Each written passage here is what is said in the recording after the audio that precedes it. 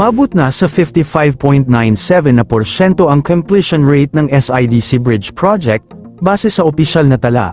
Nakatayo na ang mga structural posts at land viaduct sa magkabilang panig, Davao at Samal. Nagsimula na rin ang pag-akyat ng mga naglalakihang twin 77-meter pylons para sa pangunahing bahagi ng tulay. At bago natin ituloy, kung ikaw ay bago pa lang sa aking YouTube channel ay huwag kalimutan mag-subscribe at i-click na rin ang bell icon para lagi kang updated sa mga bago kong upload video. Ang pagtatayo ng Samal Island Davao City Connector, SIDC, bridge ay patuloy na nagkakaroon ng momentum, na may mas maraming bridge pier na ngayon ay kitang-kitang nakatayo sa kahabaan ng alignment. Ang on-site na aktibidad ay nananatiling puspusan habang patuloy na nakikita ang pinakamahalagang elemento ng istruktura ng proyekto. Isang malaking milestone ang naabot sa dalawang pangunahing pylon na nasa ground zero na ngayon at nagsisimula na sa kanilang patayong pagsulong. Ang pag-install ng mga tower crane ay minarkahan ang paglipat sa susunod na yugto ng konstruksyon, kung saan ang 77 metro na pylon ay tataas upang suportahan ang pangunahing span ng tulay, nagsenyas ng nakikitang pag-unlad sa mga tampok ng tulay. May kabuuang haba na 4.76 kilometro na may 4 na lane, 4-lane cable-stayed bridge. Ikokonekta nito ang R. Castillo daang Maharlika Junction sa Davao City at ang Samal Circumferential Road sa Barangay Limao.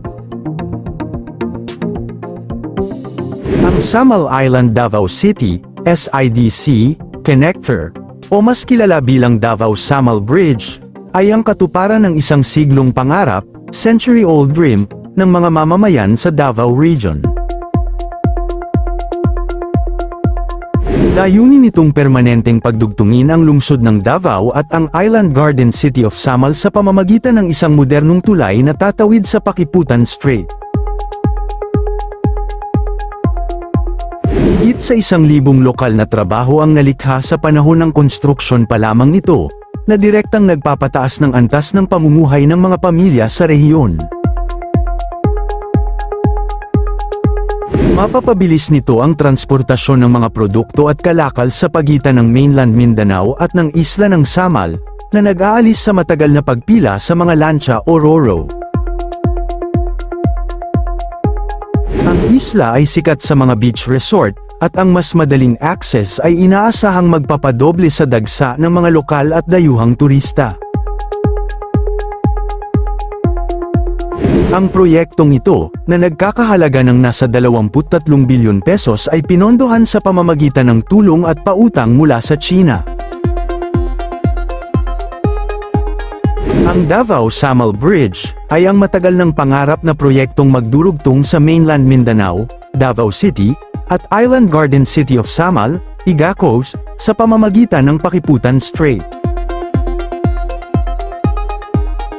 Sa kabuuan, ang Davao Samal Bridge ay hindi lamang isang estruktura ng semento at bakal upang pagdugtungin ang dalawang lupain, ito ay nagsisilbing tulay ng pag-asenso na nagbibigay daan sa mas maginhawang akses sa edukasyon, kalusugan, at kabuhayan para sa susunod na henerasyon ng mga Davaoenyo.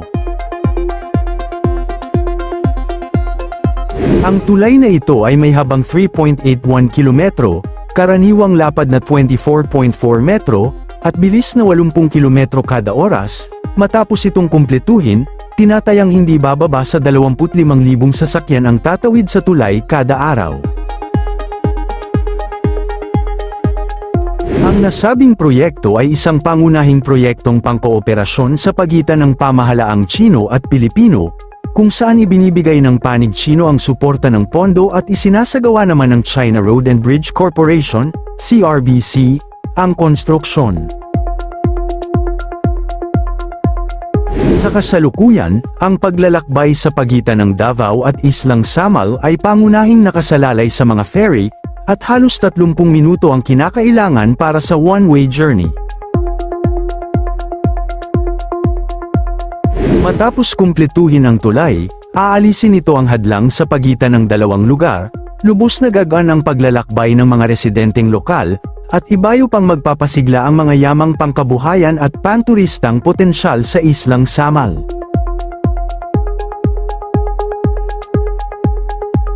Bukod pa riyan, sa panahon ng pagtatayo ng tulay, mahigit 1,000 trabaho ang nalikha, bagay na nakakatulong sa paglaki ng kabuhayan at pagpapabuti ng pamumuhay ng mga mamamayan sa lokalidad.